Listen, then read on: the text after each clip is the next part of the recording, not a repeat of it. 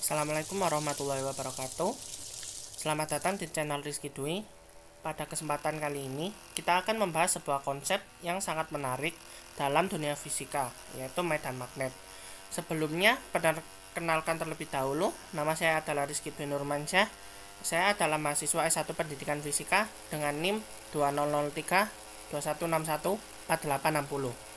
Di sini saya membuat video penjelasan tentang medan magnet untuk memenuhi nilai media online pembelajaran fisika. Tanpa banyak basa-basi, mari kita mulai pembahasannya.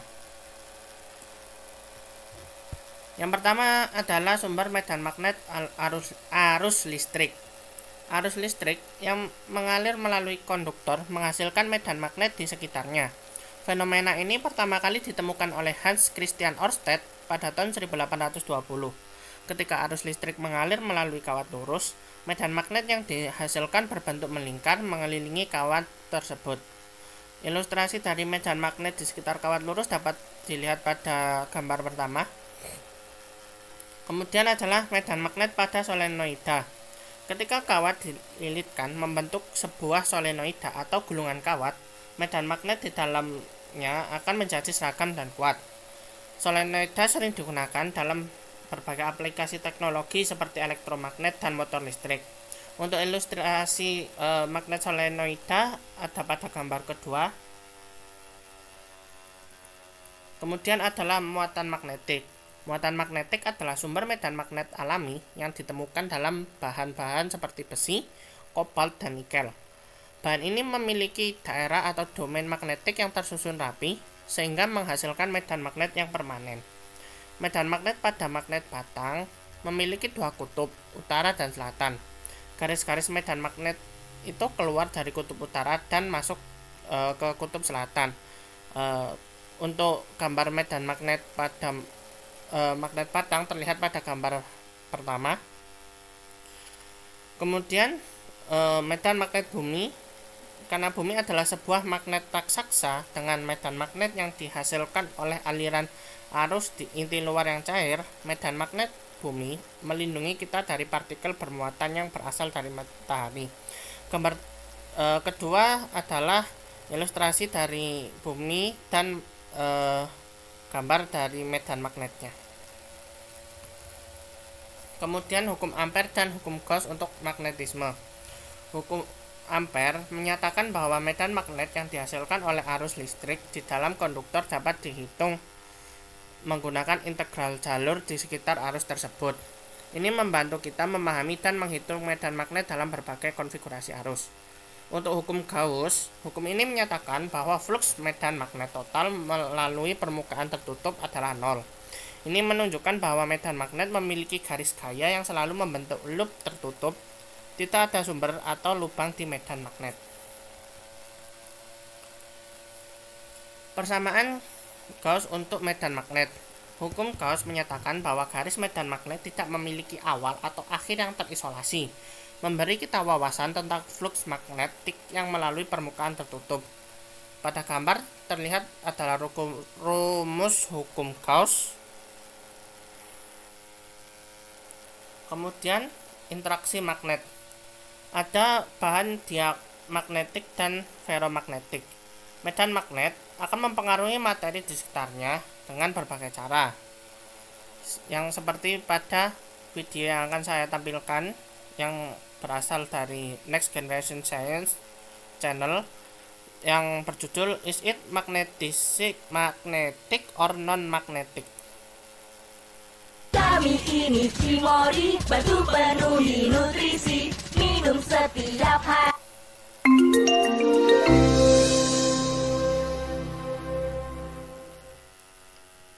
Magnetic materials.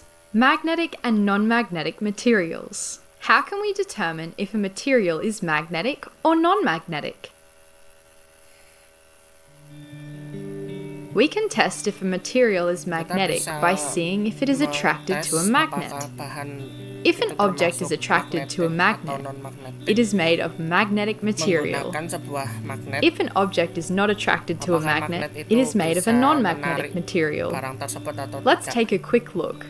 Contoh pertama untuk paku. Paku dapat The ditarik nail oleh is attracted magnet, to the magnet. It's maka magnetic. paku tersebut termasuk bahan magnetik.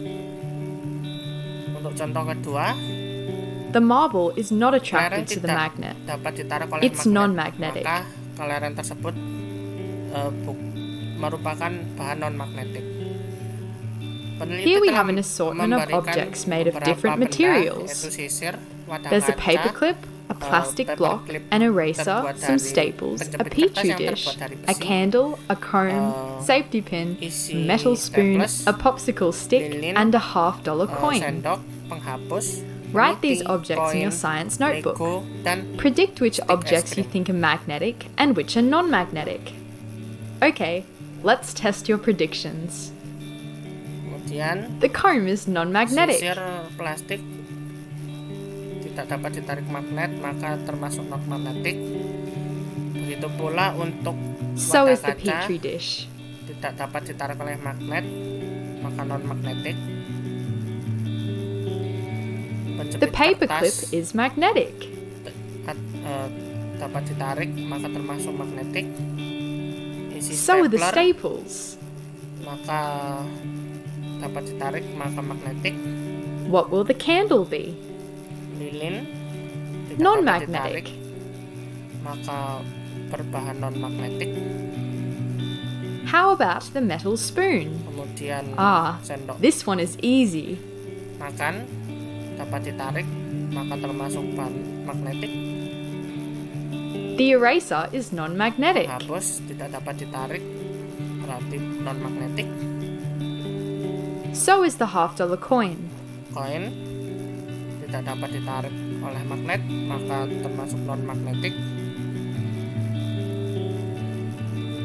The plastic brick is non-magnetic too. Tidak dapat ditarik oleh magnet. The safety pin is magnetic. Peniti termasuk bahan magnetik. And finally, the popsicle Dan stick, terakhir, stik es krim non-magnetic. tidak dapat, maka termasuk bahan non-magnetik. How'd you go? Were your predictions correct?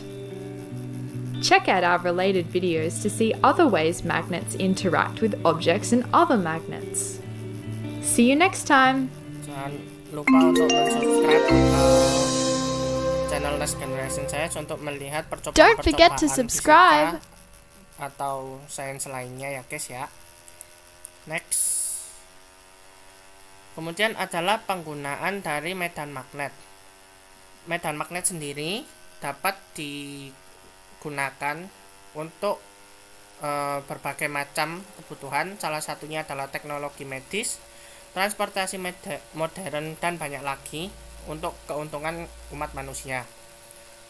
Berikut adalah salah satu cara kerja dari medan magnet pada teknologi medis, yaitu MRI, yaitu Magnetic Resonance dan Image. Bagaimana mesin itu bekerja yang akan saya tampilkan pada video YouTube dari Science Museum Channel berjudul How Does an MRI Machine Work? MRI is a medical imaging device commonly used to examine the soft tissues of the human body. Let's meet the machine. The key components are the magnet, terdiri dari radio magnet, waves, radio waves atau Gradient. radio, dan gradien, and a computer. dan sebuah komputer untuk menggambarkan hasil dari scan-nya. Our bodies are made up of 60% water, Dikarenakan and water is magnetic. tubuh manusia terdiri 60 Each of hingga the billions of 70% water molecules air inside yang us consists of an oxygen magnetic. atom bonded to 2 hydrogen atoms. We know it as Maka H2O. MRI untuk Small parts of the hydrogen atoms act as tiny magnets and are very sensitive to magnetic fields. MRI stands for magnetic resonance imaging, and an MRI scanner is one of the main diagnostic tools that doctors use to examine inside our bodies. The first step in taking an MRI scan is to use a big magnet to produce a unified magnetic field around the patient. Menyalakan The gradient adjusts the magnetic field into smaller sections of different magnetic strengths to isolate specific body parts. For example, the brain. Gradient digunakan untuk membagi medan magnet untuk beberapa bagian Normally, the water molecules inside us are arranged randomly, but when we lie inside the magnetic field, most of our water molecules move at the same rhythm or frequency as the magnetic field. The ones that don't move along the magnetic field are called low-energy water molecules. To create an image of a body part, for example the brain, the machine focuses on the low-energy water molecules. Radio waves move at the same rhythm or frequency as the magnetic fields in an MRI machine. By sending radio waves that match or resonate with the magnetic field, the low-energy water molecules absorb the energy they need to move alongside the magnetic field. When the machine stops emitting radio waves, the water molecules that had just moved along the magnetic field release the energy they had absorbed and go back to their position. This movement is detected by the MRI machine, and the signal is sent to a powerful computer, which uses imaging software to translate the information into an image of the body. By taking images of the body in each section of the magnetic field, the machine produces a final three-dimensional image of the organ, which doctors can analyze to make a diagnosis. Maka dokter bisa membuat diagnosa terhadap pasien. Jangan lupa untuk mensubscribe channel Science Museum untuk melihat penjelasan dari alat-alat fisik yang berhubungan dengan fisika yang lain. Kemudian ada electric motors yang akan dijelaskan pada channel View School Global Education pada judul Electric Motors Magnetism Physics View School.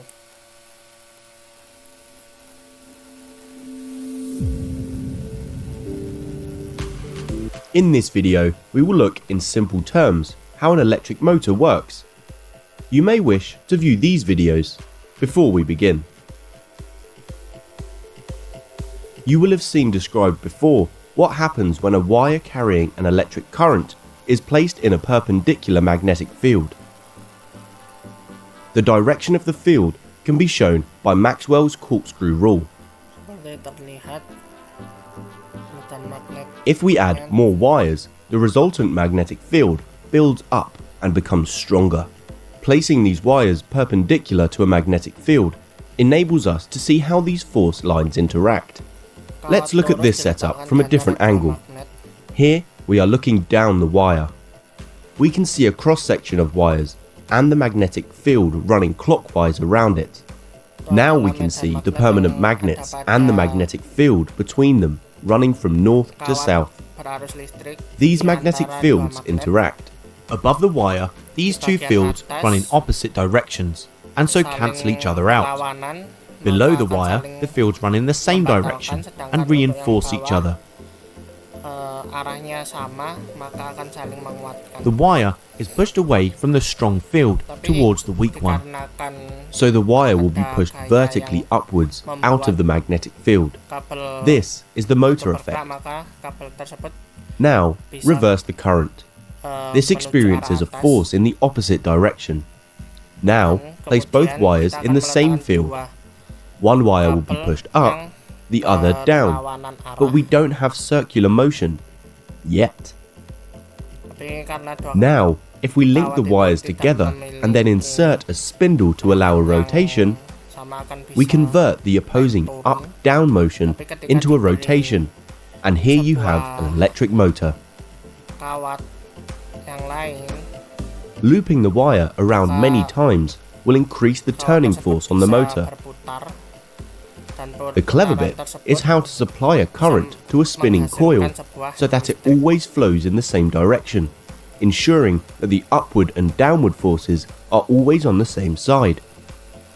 This is done with a split ring commutator, but the exact details as to how this works we can leave for another time. If you like the video, give it a thumbs up and don't forget to subscribe.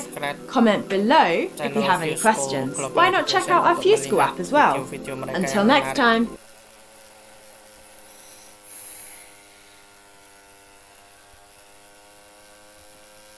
Terima kasih sudah menonton video ini hingga akhir. Semoga penjelasan tentang medan magnet kali ini bermanfaat dan menambahkan pemahaman kalian tentang konsep fisika yang menarik ini. Jika kalian memiliki pertanyaan atau ingin berbagi pemikiran, jangan ragu untuk menuliskannya di dalam kolom komentar di bawah.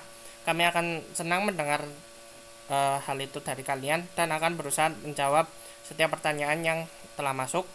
Dan jangan lupa untuk like video ini jika kalian merasa terbantu, share ke teman-teman kalian agar mereka juga bisa belajar, dan tentunya subscribe channel ini untuk mendapatkan update terbaru tentang video-video edukatif lainnya.